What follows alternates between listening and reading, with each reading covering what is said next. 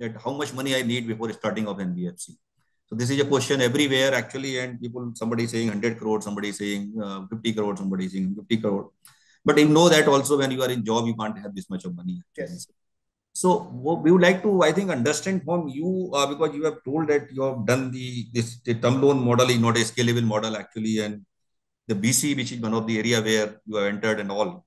So would you like to give some advice or some guidance to the people who are willing to come into this business, whether they need 100 crore of capital or they need the larger capital, or they can start with the minimum capital and they can adopt the model which you have actually, and how scalable it is, how costly it is also, what are the benefits of this? If you can cover up within 2-3 minutes, I think this will be helpful.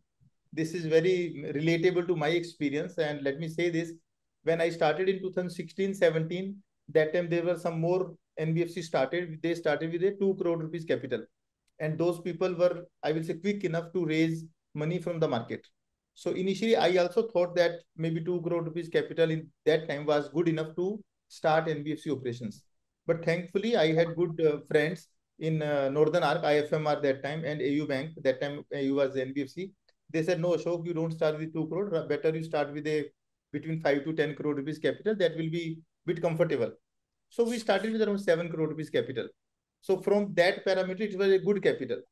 But now if I really look back and see what challenges I faced when we started, especially a situation like ILFS, where ALM focus was a lot and all, I think you can start maybe with the 5 to 10 crore rupees. Now, anyway, an RBI requirement by March 27 will be minimum 10 crore rupees net worth.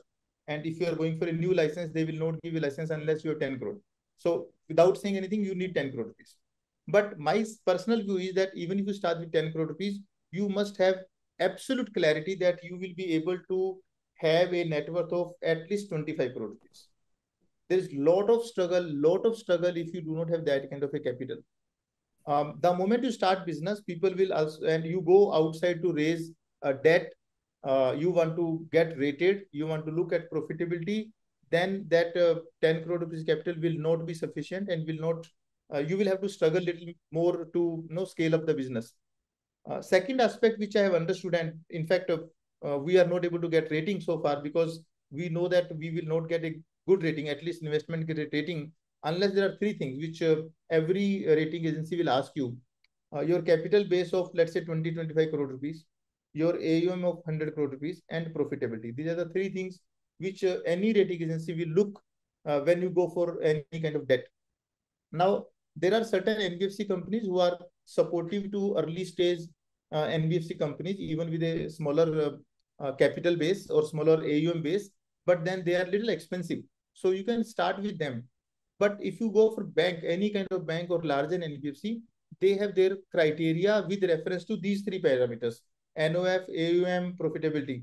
So even if you consider new age private sector bank, you consider larger NBFC company, they will also look at this. So it becomes difficult to scale up and raise money from outside. These sources which I mentioned in the beginning, if you want to go for a BC, if you want to raise NCD, so it will be difficult. So I'm not saying that day one you should have 25 crore rupees, but you should have absolute clarity that this much money is available and you will be able to raise. This is important. Second thing is, it's also important that what we did, initially we were not going for co-lending or BC. I think it makes sense to start all the three channels in the beginning and do some experiment by raising money by way of other tools like NCD, CCD. We are not really very large in size. We have not raised any money from any DFI. We have not raised any ECB. We have not done any CP. We have not done PTCs. So there are a lot more instruments which we have not done, largely because people will look for slightly better size. So you will be able to raise term loan from certain maybe 3 or 5 NBFCs if your size is smaller. Banks will be difficult unless you are meeting those 2-3 criteria. So look at these things. Second aspect, which is not necessarily related to capital, but also related to product and diversification. When we started, and I was very confident that we have picked up very unique market, which was not being touched by, I will say, new age fintech sector. We were doing, let's say, Old Delhi area where cash flow is very high, but they were not so much digital.